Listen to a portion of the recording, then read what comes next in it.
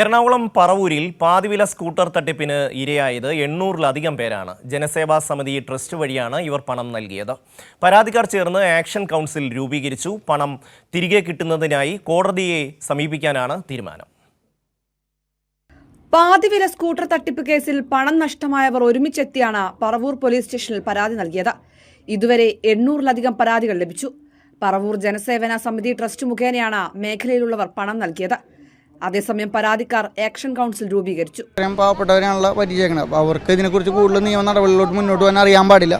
അപ്പോൾ എല്ലാവരും സ്ലിപ്പ് മേടിച്ചുകൊണ്ട് പോയിട്ട് മാത്രം കാര്യമില്ല. അപ്പോൾ അതെങ്ങനെ തുടർന്ന് ഈ ഫണ്ട് തിരിച്ചു പിടിക്കാവുന്ന രീതിയിൽ എങ്ങനെയൊക്കെ കേസ് കൊടുക്കാമോ ആ രീതിയിൽ നിയമ നടപടികളായിട്ട് മുന്നോട്ട് പോകാനാണ് നമ്മളിപ്പോൾ തീരുമാനിച്ചത്.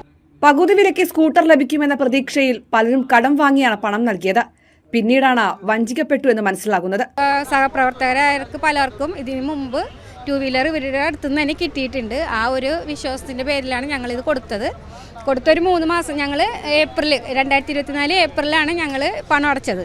ഒരു 3 മാസം കഴിഞ്ഞപ്പോൾ തുടങ്ങി ഞങ്ങൾ അന്വേഷണം, പിന്നെ ഡിലേ വന്നപ്പോൾ അതിനുശേഷമാണ് അനന്തകൃഷ്ണൻ പിടിയിലായ കാര്യം ഞങ്ങൾ അറിയണത്. അപ്പോൾ നേരിട്ട് ഓഫീസിൽ ചെന്നപ്പോൾ റീഫണ്ടിനുള്ള ഫോം ഫില്ല് ചെയ്യാൻ പറഞ്ഞു. 14-ാം തീയതിക്കുള്ളിൽ, അതായത് 14-ാം തീയതിക്ക് ഒരു തീരുമാനം പറയാമെന്ന് പറഞ്ഞ് ഞങ്ങൾ വിട്ടത്. പക്ഷേ ഇപ്പോൾ അവിടെ ഓഫീസ് പൂട്ടിച്ച് ഇപ്പോൾ അവർ ഞങ്ങൾക്ക് യാതൊരു മറുപടിയും തരണില്ല. ഞാൻ ഓഗസ്റ്റ് 6-ാം തീയതി കൊടുത്തേ.